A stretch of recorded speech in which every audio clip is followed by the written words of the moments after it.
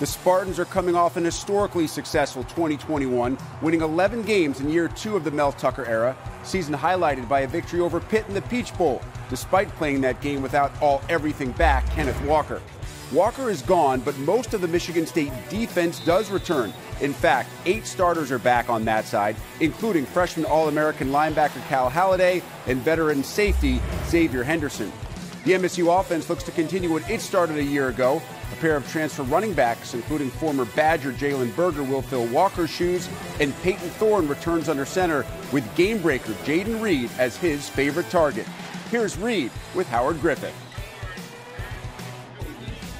Jay Reed, thanks for joining me. This has gone pretty fast for you. Now in your 5th year, you've come a long way from Western Michigan.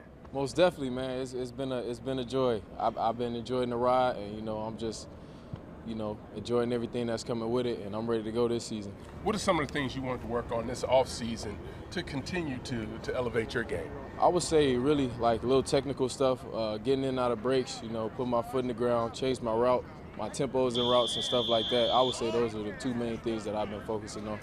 With Coach Tucker, have you seen him maybe bring it down a notch since you guys have been through the program already, right? Has he brought it down a little bit for you? No. If anything, it's going up with him, man. His word relentless. He lived by that. So that's high velocity, nonstop. So every day he's building, and we're stacking days every day. So. What about the offense? How's that coming together? Some veteran guys have some new running backs that are going to be in the room that are going to have to be counted on. How's the offense shaping up? No doubt. I think the chemistry is building pretty fast. Guys are buying in, getting into their playbooks and stuff like that. So I think we're going to be really solid. We added a lot of new weapons this year, so I think we're going to surprise a lot of people. You get a chance to work against the secondary all the time. How have they improved from last year? For sure. We also brought in, transfers and stuff like that there. There's new defenses put in for this year, so I definitely see a difference in the secondary and everything, and we're competing with each other. We're making each other better. A couple of keys for success this year. Keys for success, man. I would say really just, bonding as a team, more off the field, because, when you know something about more something about a guy, you're willing to, take that extra inch for him, fight for him a little more. So I would say just building team chemistry, off the field is really important. Well, have a great year. Expect big things out of you this year. Thank you. I appreciate it. Thank you for having me. And now to West Loft. Purdue comes off its best season under Jeff Brohm, winning 9 games for the first time since '03. Aidan O'Connell was lights out, averaged 334 yards passing over the final 10 games, numbers that could be hard to match without David Belt. Still, perhaps Purdue's biggest gain a year ago was on defense, where the Boilers made quantum leaps from the previous 2 seasons. With success comes change. Veteran coach Ron English takes over in front of the room following the departure of Brad Lambert. Won't take long to get a gauge of exactly where Purdue stands this season. Boilers open early and against conference opposition as the year begins on Thursday, September 1st, when Penn State pays a visit to Ross-Ade. Here's Purdue safety Cam Allen with Joshua Perry. Cam just got finished watching practice. I know defense was a big storyline last year, the improvements that we saw out on the football field. How do you carry some of those successes into this year and even improve upon them? Yeah, right now, just going into camp, we're really focused on, just every day just getting better. That's what our coach is preaching to us, getting to the ball, being physical, and, just improving those steps that we did last year, just keep succeeding. Now, I know the secondary's got some guys that have a lot of juice. It was very competitive out there. Guys are talking smack back and forth on each side of the football. How does having a group on offense that really challenges you down the field help you improve on a day-to-day? Oh, yeah, I tell the guys all the time, when we out there, we're going against one of the best passing offenses in the country. So, so they giving us a good look, and we going out there and trying to give them a good look. So when we out there competing stuff like that, like you said, we out there talking a little bit. So that just ups the intensity, so whenever the season come around, we're going to be ready. I know up front last year you had some really special players, George Karlaftis specifically, obviously not in the lineup, but it seems like there's a group approach going on there. It looked like they had a pretty good practice. What are you seeing from the guys up front that gives you confidence in the back end? Yeah, I mean, like they be saying, the coach is saying, we got depth on the D-line. So, when we rotate in and still guys get into the backfield, when they get in quarterback pressure, that just gives the DBs time to, get on their man a lot more. So, it's a collective group to, get to the right things done. From a leadership standpoint, where do you feel like you are? Being in the back end, safety, this is my 4th year going in senior. So, I definitely feel like, I have to communicate a lot more, get guys lined up, be exciting on the field. That's what coaches preaching to us right now, being exciting and that's what good defenses do. I'll get you out of here on this question, but you open up with Penn State, obviously going to be a big game. You get them on a Thursday night at home. What is your mentality like as you get toward the end of training camp and preparing for a big game week 1? Yeah, just locking in on the little things that they do as an offense. That's what we're going to get focused on and stuff like that. But just staying level-headed. It's not too big, not too low. Just go in the game. Do the things that the coaches have told you to do, and execute. All right, appreciate your time. Best of luck this year. Thank you. How do you keep the edge with this team when they're coming off a really good year rather than a last-place year? We still have a chip on our shoulder. Our guys know that we still have a lot to prove. Every year is a new year. We're not sneaking up on anyone, but I don't think anyone's picking us to do anything this season either, and our guys know that. So it's all about reaching our full potential. We know what our goals are. We're working hard every day. Our training camp tour arrived in East Lansing during a walkthrough for the Spartans. That meant no contact and nothing full speed, which had to be hard for Cal Haladay, old school style backer who always looks like he's moving at warp speed. The good news is that the walkthrough slowed Haladay just enough to let Joshua Perry catch up with him for a quick chat. Cal, before we get into some of the more football things, I got to ask you, you are an old school football guy, a linebacker who goes out there, you don't wear gloves, you don't tape up. What type of edge does that bring to the defense, having a guy like you in there? I just think it shows like toughness, in a way, kind of like you don't need anything, just the pads that you wear for the standard pads for the game. That's really all you need, in my opinion, and that's just the way I've always been. I never wore gloves in high school, and I think my dad kind of put that into me, like you don't need them, it's just you don't need them. I don't know, that's kind of how I've always been. I absolutely love it. Now, on the football side of things, you've been here for a few years, really starting to develop a culture within this program. What are the biggest differences that you have seen from early on in your career to right now? I think the culture's really built up since the first year I got here, or and Tuck got here, because he got here at the same time I did. And I think it's really developed a lot over the past couple years, and I think they see that everyone is buying into the culture, and they're being able to take care of us more and more each year and develop us further and further as players and as people.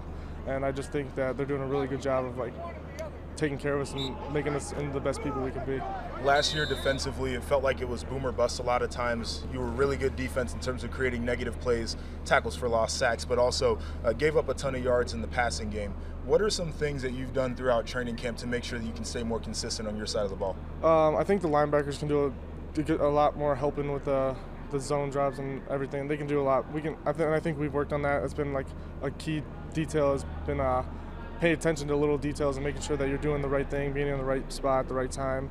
And it just doesn't fall on DBs. It falls on linebackers. It falls on the D-line. We all know we got to work together and to get the job done at the end of the day. And today was a big mental day for this team, going through a walkthrough. What are some of the things that you have to go out there with mentally to ensure that coaches aren't making callbacks, coaches aren't yelling at you the whole time, you can get a good day of mental work? You just got to stay focused the whole time and locked in. As soon as you walk in the door, you just got to be ready to go. And that's just what it comes down to. It's being mature and being able to come out here and get the job done, even though we're not running around full speed. It's a lot of mental reps.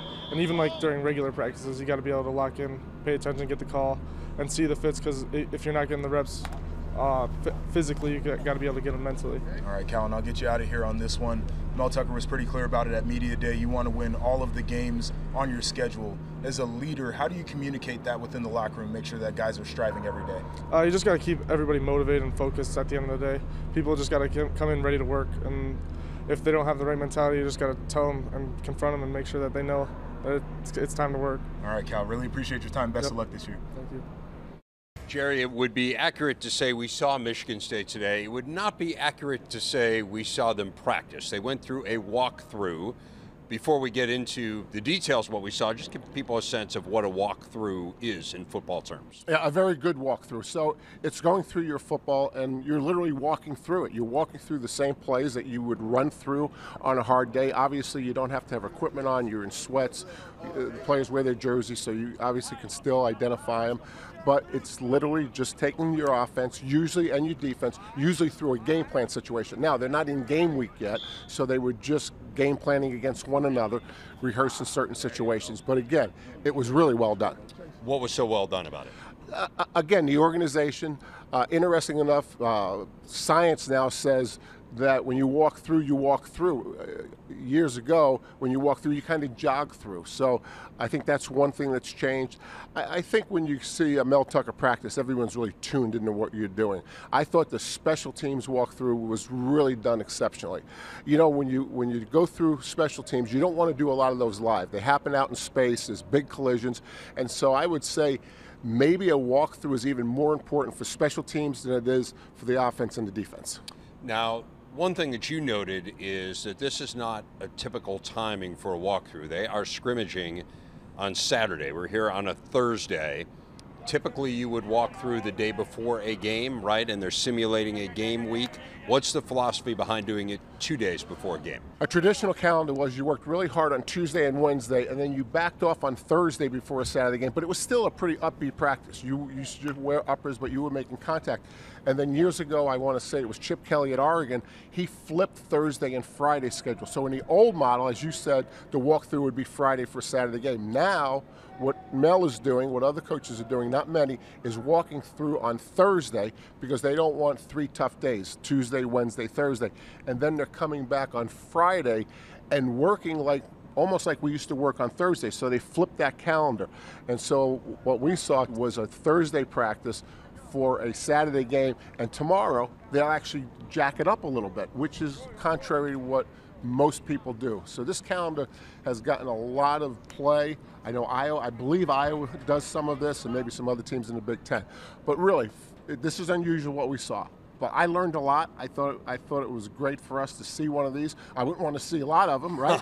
I mean, right. But in all years that we've had the tour, this is the first time we've seen it, and I thought it was really well done. Biggest things you will take away from seeing Michigan State? Obviously, you can't take away practice and contact and personnel, so what will you take from this day? You know, they're deeper, I believe, probably on both sides of the line of scrimmage, and they've got some guys banged up. The organization hasn't changed much. I mean, Mel's a really organized guy. But other than that, you know, just really hard to get much out of it other than if somebody wanted to learn how to do a walkthrough and come to a clinic, this would certainly be a place I'd come to and do it. Well, we saw Mel Tucker's coaching acumen out in public last year as the Spartans turned things around from a last place finish to winning 11 games in the Peach Bowl, and a lot of anticipation surrounding this crew this year. With success comes expectation, and after winning 9 games and returning a starting quarterback, a lot is expected of Purdue. Boilers do lose some talent, notably receiver David Bell on offense and rush edge George Karlaftis on defense. Also gone is former DC Brad Lambert, replaced by Ron English, and the veteran coach is with Jerry DiNardo. Coach, the biggest change in Purdue football in recent years is how good the defense played last year. What do you attribute the defense getting that much better? Well, I think it started with Jeff hired the right guys in the sense that he hired a bunch of guys with no ego. So we all came in here and really just wanted to win and bounced ideas off of each other and worked together. And then we had players that were great kids and that wanted to win and work hard and cared about each other. They really did care about each other. And so I think it was just a combination of you had a lot of good people working together and enough talent. So what's the keys to keeping the defensive momentum this year? Well, we got to continue to develop depth. Last year, we played with 2 corners for about 11 games. So that has to happen. And I think we've done that. I think we just got to get people better at certain positions and then play as hard as we can. And we do need to be better in the run game. I mean, I thought we could get a lot better defending the run. And I thought we could get a lot better on third down. We were like 37%. You like to be 31, 32%, if possible, under 33. So those are the 2 areas I think we really have to improve.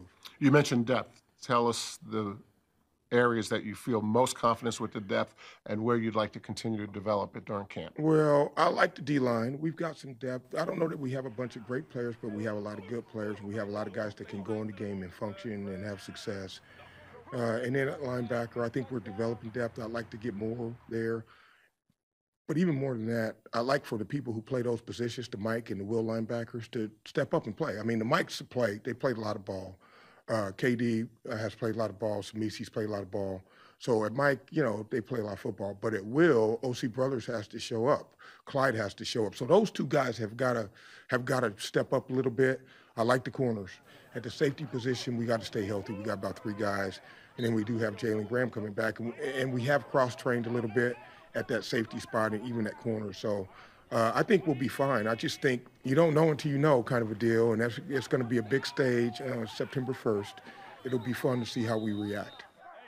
Final tour stop here at Purdue, just finished up on the practice field. And, of course, you want to talk about the quarterback position with Aidan O'Connell. He's going to be one of the top quarterbacks in the conference this year, and he absolutely looks the part, not only in the way that he throws the ball around the football field, but in the way that he leads that offense as well. Yeah, it's interesting. When you have an opportunity to talk to him, he's very calm and reserved. But when you watch him work on the football field, he's communicating, he gets loud, and he wants to make sure that his guys are in the right place at the right time.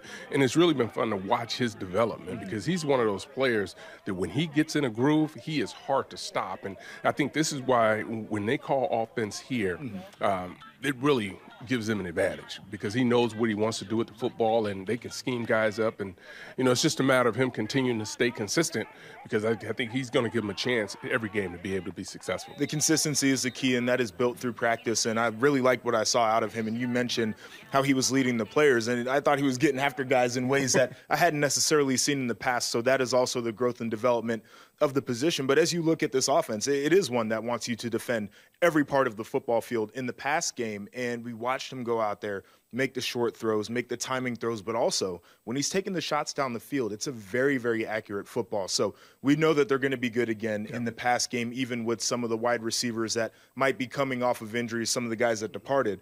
One of the biggest questions is going to be what this run game looks like. And there was some run emphasis in there today. Guys working on both sides of the line of scrimmage, trying to make sure that they can hold the line. Do you see this as a group that will be improved this season? I think when you think about their running attack, it's about really being consistent, being able to dominate at the line of scrimmage, not so much dominate, but be able to open up holes. Yes. So things aren't so one-dimensional for them because if they can get to a point where they can really be a threat just to run the ball and know that they're going to pick up 4 to 5 yards on opportunities here and there, this is really going to help the passing attack. This isn't an offense that wants to run it down your throat. Right. That's not who they are at this particular point. They want to throw it vertically. They're going to throw some of the short passes out of the backfield, some of the check downs to the tight ends that will compensate for the lack of a running game if they can't get it going. But again, it needs to be a situation where they don't end up in 3rd and long situations, which is where they can have the success when they really have the playbook wide open to them. No, I think it's a great point that you made that the short passing attack is an extension of the run game for them, where you might throw some screens, you might throw some swing passes, some quick underneath routes to really stay on schedule in 1st and 2nd down. But I do agree with the fact that there needs to be more balance. And balance is going to look different for this offense than it does for a lot of other teams. It's not the typical 200 and 200 that a lot of teams strive for. They're always going to be skewed to the pass, but just building that consistency is key. Before we stop here, defense. I mean, that was a big story last year. They were vastly improved. Now, George Karlaftis is not going to be walking through these doors, but one of the things that I noticed about this defensive line is how they have a group approach, and there are bodies that they can roll in there. I think that's going to be important. And even though they might be a little bit thin right now in the secondary with some guys who could be banged up, they got some real stars out there that can change the game by taking the football away. For them to have continued success on defense this year, what do you think the key is going to be? I think really forcing teams into 3rd and long situations, which would give them opportunities to take the ball away in 3rd downs. This is a team that's going to continue to be aggressive, and that's where they really showed a lot last year as far as defense is concerned. So turning the football over is going to be a big part of it, but a big part as well is staying healthy. That's going to be the biggest key for this team just because of the depth that they don't have just yet, but they've got a lot of players that are going to have to be able to contribute to them. But I think they're going to continue to make those strides that they've made last year on defense. Not only did Aidan O'Connell throw for nearly 4,000 yards a year ago, he did it with an efficiency never before seen in school history. O'Connell completed 71.6% of his passes, nearly 6 full percentage points better than the previous record set by David Blau in 2018. O'Connell standing by with Howard Griffith. Thanks for joining me, Aidan. Looks like you really have a great command of this football team, not just the offense, but of the football team. I want to watch you practice today. How's that transition been for you? Yeah, it's been awesome. It's been a lot of fun. I think, in my early years here, I got to sit in the shadows a little bit and watch and just kind of, take mental notes of how each player leads, how the old quarterbacks led. And I tried to gain as much knowledge as I could of, what I wanted to do and I hoped my time would be. And so I try to, just get the guys going a little bit. I know today you guys saw I was pretty rowdy at practice, but, I think it's just raising the level of competition. I think it brings out the best in guys, especially if, I feel like, or, us and the quarterbacks feel like we're having a sluggish start to practice. We just try to start yelling, get things going a little bit. So it's been a lot of fun. Lose a lot of production from the wide receiver room. Who are some of the guys that have been stepping up to really help you along with the transfers? Yeah, it's been a few guys. T.J. Sheffield has been a guy who's played in the past, and he's been a steady hand for us. Charlie Jones, is transfer coming in. Deion Burks on the outside has been great. And then we're going to rely, obviously, a lot more guys in that room, but we'll rely on our tight ends and running backs and stuff to catch the ball as well. So we have hopefully a steady diet of guys. You get a chance to go against a defense that really grew last year, leaps and bounds, and it looks like they're continuing to get better. How does that help you get prepared for games? Yeah, it's just, to see their development last year was pretty cool. They kept us in a lot of games. I think of the Illinois game, especially the Nebraska game, they scored a defensive touchdown. So they kept us in a lot of games and kept it close. So it's been fun to compete with them and go against them every day. Having to play a Big Ten opponent week one, does that change the preparation of how camp has gone in previous years? I think a little bit. I think camp is always going to be intense. It's always going to be a lot. We're going to be pushed hard and we're going to push each other hard. But I think, especially knowing this is a great opponent, a Big Ten opponent who we played in 2019 and they beat us pretty good. So I think there's an added level of intensity that we hope for. But, camp is, we try to take it one game at a time and have every game be pretty intense. Keys for this offense to be successful? Yeah, I think, we're not unique to any other offense. We got to take care of the ball. Especially because, we like to pass the ball. So I know I have to do a good job taking care of the ball. We need to know what we're doing. On every play, we do a lot of different things. So I think getting our guys on the same page and allowing them to know what to do so they can play fast is the biggest thing. I think it's just getting the ball to our playmakers, trusting what coaches call them. Well, congratulations. You're a married man now.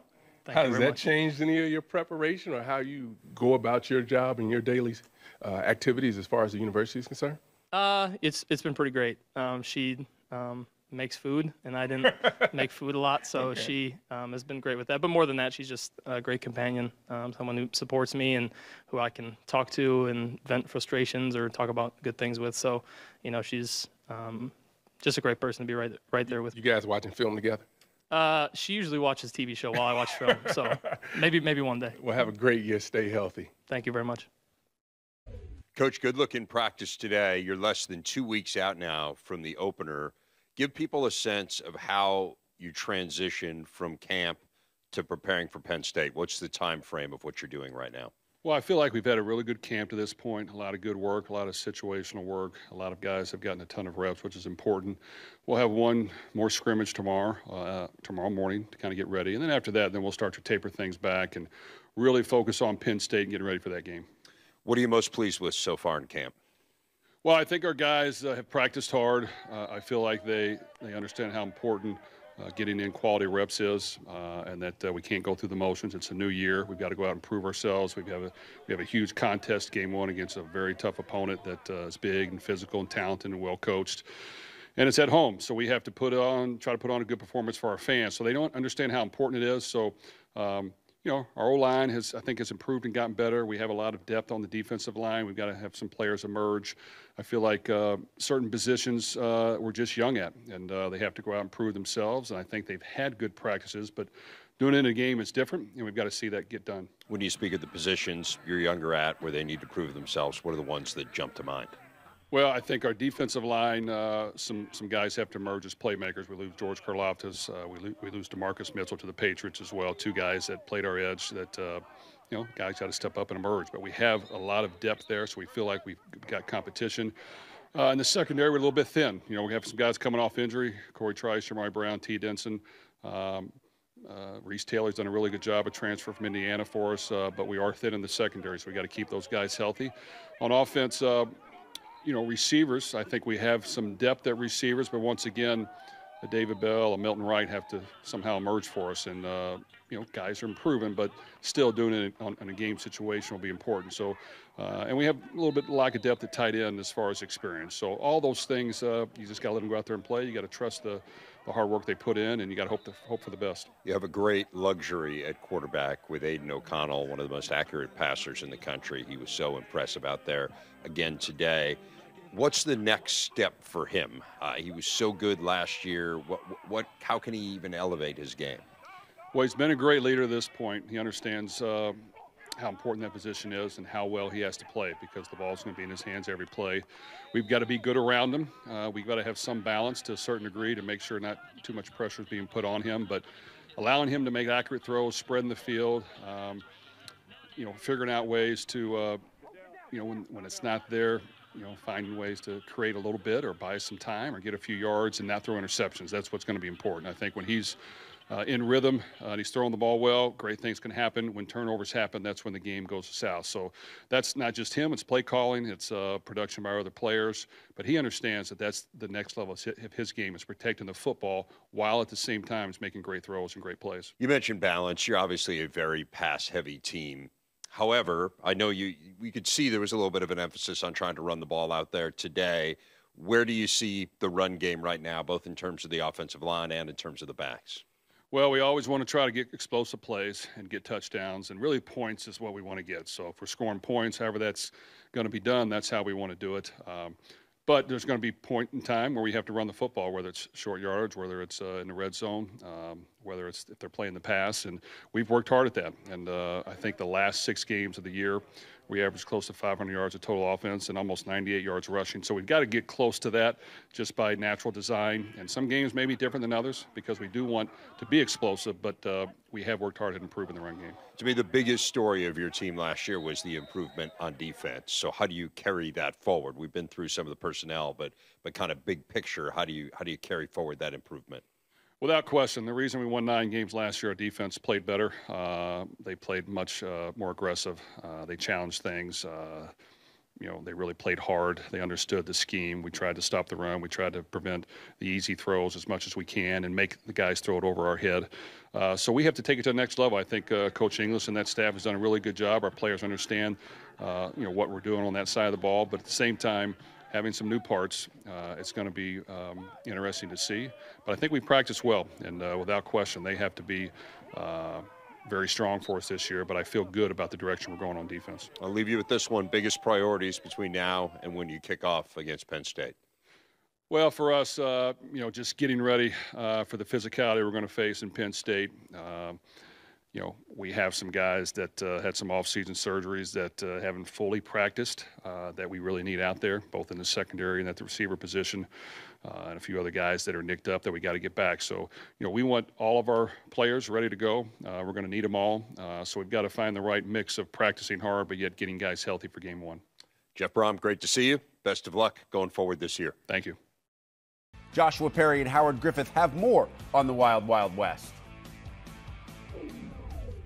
Howard, we're finishing up the tour here. We're at Purdue. It seems like it'd be a good time to dive into a preview. And since we're in the West, let's start right there.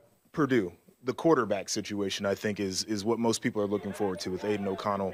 Very productive last year. Seems like he's on track to do the same thing again this year. Yeah, I think he's going to be able to do that. Obviously, he's going to have some new wide receivers out there, continue to try to work the run game, get that better. But offensively, I think they're going to be just fine because they'll be able to scheme people up. I think the biggest issues or the biggest questions may be, can they continue to get better on the defensive side? And that's going to be fun to watch Ron English running the defense now. He's an aggressive play caller, so we'll have to see how that works out. Defense was much improved last year, very aggressive. Like you said, one of the teams that really stood out to us was Minnesota. I mean, we go in there, watch them practice. It's a clean practice, more talent than people give them credit for. Offensively, we feel like they should be better with Kirk Shiraka there, with Tanner Morgan at quarterback. Mo Ibrahim's going to be healthy. And defensively, I mean, this was a group that was toward the top of the Big Ten in scoring defense and total defense. It's a very solid group that nobody's really talking about. Your team is going to be physical, and that's what they want to do. They want to beat you up at the line of scrimmage, and I think they're going to be able to do that. You talk about the run game. They're able to control the line of scrimmage and do what they need to do. Now, it'll be up to Tanner Morgan to try to get back to that 19 season, but really, it's maybe not get back to the 19 season. Just be consistent as a quarterback. Just really get in the groove, and when he's in a groove, he's one of the best out there. And that consistency, I think, comes a lot with the rhythm of the offense, the way that it's going to be run this year. So I'll be looking forward to that. Now, two teams that are typically toward the top of the West in Iowa and Wisconsin are probably going to have similar products out on the football field. Offenses that make us ask some questions, but defenses that we know are going to be really good. Well, one thing you know about the Badgers, they're going to be able to run the ball and be able to do it whenever they want to. They've got a big physical offensive line, talented running back group, maybe the best running back group in the conference. So they'll handle that part of it. The question is the pass game. Graham Mertz, can he take the next step and not turn the football over in critical areas? Just not him, but the offense in general. Defensively, they're talented. The 3-4 allows them to really be creative on that side. Jim Leonard has done an outstanding job of coordinating that side of the ball, and there are always new names that we're going to get an opportunity to learn about this year. Yeah, and when you talk about Wisconsin, I know a lot of the criticism will fall on Graham Mertz, but he asked a question about the wide receivers and what more they can do to make each other better. So I'll be looking out for that. And for Iowa, I think it's going to be a total group effort for that offense to really elevate to the next level. Now, we got 3 teams from the West that are going to be playing in Week 0, Nebraska, Illinois, and Northwestern. Since we're close to Week 0, I'm not going to speculate too much on those teams, but there it is, the West Preview. Sounds like Tom Allen will make a decision on Indiana's starting quarterback, either Connor Bazelak or Jack Tuttle, in the next few days, but won't make that announcement public until just before the season opener against Illinois. As for the entire East Division, here's a preview with Dave Revson and Jerry DiNardo. Jerry, we wrapped up the tour today, our 14th stop here at Purdue, so we've seen everyone now. Howard and Joshua handling the West, so why don't you and I focus on the East. Big picture to you, are there common threads that jumped out to you in our tour through the Eastern teams? Yeah, there is, and it's the coaching common thread, right? The only team that doesn't have coordinated changes is Michigan State. I mean, think about that, 6 of the 7. And I don't mean just coordinators taking over for people. I mean coordinators that'll have tremendous pressure on them. I'll start with Indiana. You look at Indiana, Walt Bell, new offensive coordinator, but what makes that even more complicated, Rever, is that Tom Allen's going to call the defensive signals. So Walt is putting in an offense without the head coach in the room. Tremendous pressure. They've got to get better offensively, obviously. And Tom's going to be calling the defensive signals. Now, Tom gets to walk around a little bit more and has a little bit more freedom than a traditional defensive coordinator. But I think Indiana, there's tremendous pressure on Walt and Tom as a play caller. Well, you want to talk about pressure. How about Jim Knowles at Ohio State? Jim Knowles at Ohio State, not only trying to fix Ohio State defense that has not been very good the last couple of years, but I think they have a big opener, if I remember right. It's a small Catholic school in South Bend. And so, you know, that's more pressure. And from what we've seen, there's going to be significant changes in that scheme. And, you know, that's not an easy opener, obviously, for Jim Knowles in Ohio State. So a lot of pressure on Jim. They've had 2 of the worst 5 scoring defenses in Ohio State history in the last couple of years. So we'll see whether or not they can shore that up. Penn State brings in a high-profile coordinator. Brent Pryce, we know, moved on to take over at Virginia Tech as the head coach. Manny Diaz steps into those shoes now in State College. And it's a significant change because they're going to do some of the similar things, but, you know, Manny's a longtime defensive coordinator. He wants to put his own personality into that defense. And who they open with? They open with Purdue in the blackout. And so do they have to start by defending the run? They don't know, right? They may be defending a run that may not be as good as Purdue's run game because everyone's talking about the emphasis Purdue's going to be on the run. You know, as we've talked before about Purdue, they're going to win the game on defense and throwing the ball. So Manny Diaz, talk about, you know, a tough first one. This will be a tough first one. Changes on the defensive side at Rutgers and Maryland as well. What jumped out there? Well, Rutgers, things aren't going to change much. I think Maryland, Brian Williams has taken over defensive coordinator. He took it over last year in an unusual situation, the last 2 games. Yeah. Another unusual thing about Brian, he's coaching it from the front. And so he's not at 7-on-7. He's obviously at team, but it's an unusual position to coach as a defensive coordinator. But there's not as much pressure on Brian. With the pressure with Brian Williams at Maryland is this is a fantastic offense. We've got to complement it. We don't have to be pressure. You know, we can give ground grudgingly, knowing that the offense could be very explosive. Bottom line, and we haven't mentioned Michigan yet, but they have 2 coordinator changes as well. Who are the best teams, in your opinion, here in the East, including, I would assume, the defending champs? Yeah, Michigan, to me, is the story of the East. You know, Ohio State, probably still maybe the most talent, but not by much. But they have problems on the defense that they have to solve. I think Michigan's probably the more balanced team offensively and defensively, even though they've had some changes in coordinators. But the team is so well built, and we all know the domination of Ohio State in recent years until last year. I am predicting there's not going to be domination by either one of those teams. I think it's back to what I always refer to as the 10-year war that Michigan won 5-4-1. I think it was 69-78, if I'm not mistaken. I see these 2 teams back in that type of competition. 2 really impressive groups when we watched Ohio State and Michigan.